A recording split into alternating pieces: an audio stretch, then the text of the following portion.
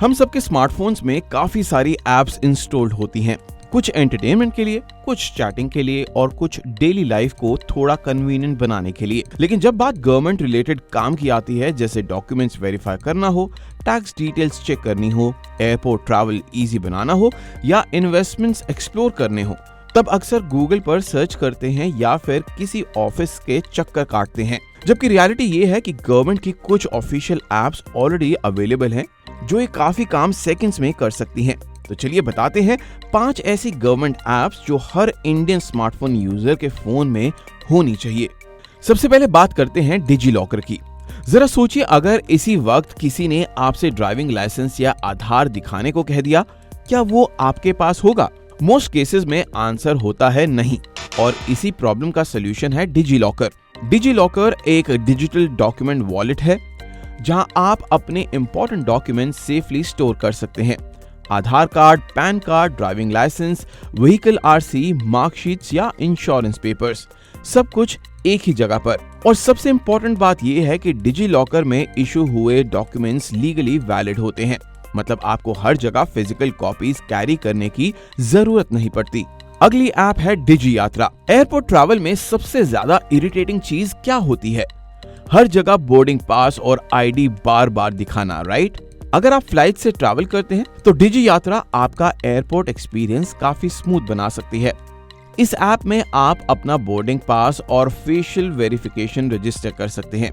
उसके बाद airport entry और सिक्योरिटी चेक्स फेशियल रिकॉग्निशन के थ्रू हो जाते हैं, मतलब बार बार डॉक्यूमेंट्स निकालने की जरूरत नहीं पड़ती।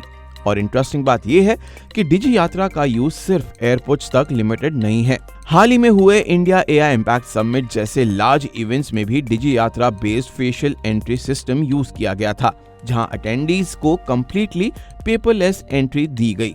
अब बात करते हैं उमंग ऐप की। इस ऐप को गवर्नमेंट सर्विसेज की सुपर ऐप भी कह सकते हैं।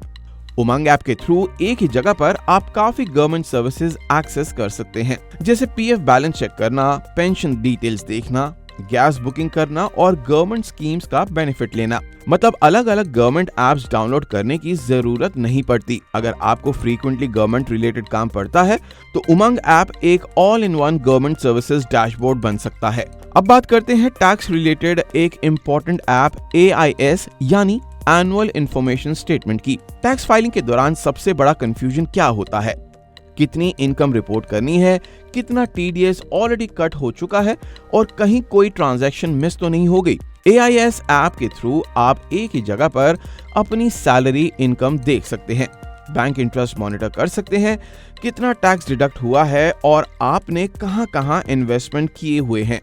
अगर कोई सस्पिशियस एंट्री दिखे या इनकरेक्ट डेटा हो तो आप डायरेक्टली ऐप से फीडबैक भी सबमिट कर सकते हैं।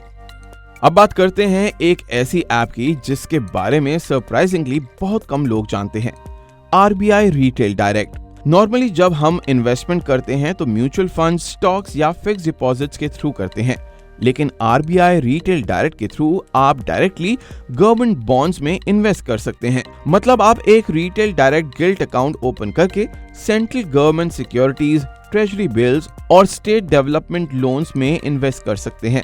और सबसे इंटरेस्टिंग बात यह है कि ये इन्वेस्टमेंट डायरेक्ट RBI प्लेटफॉर्म पर होती है, बिना किसी ब्रोकर या मिडिलमैन के। इसका मतलब नो कमीशन कट्स और रिलेटिवली सेफर इन्वेस्टमेंट ऑप्शंस जो गवर्नमेंट बैक्ड होती हैं।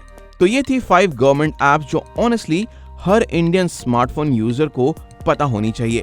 डॉक्यूमेंट्स मैनेज करना हो, एयरपोर्ट ट्रैवल इजी बनाना हो, गवर्नमेंट सर्विसेज एक्सेस करनी हो, टैक्स डिटेल समझनी हो या सेफ इन्वेस्टमेंट एक्सप्लोर करनी हो, ये ऐप्स आपका काफी काम आसान बना सकती हैं। अब हमें कमेंट्स में जरूर बताइएगा कि इनमें से कौन सी ऐप आप ऑलरेडी यूज करते हैं और कौन सी आज ही इंस्टॉल करेंगे।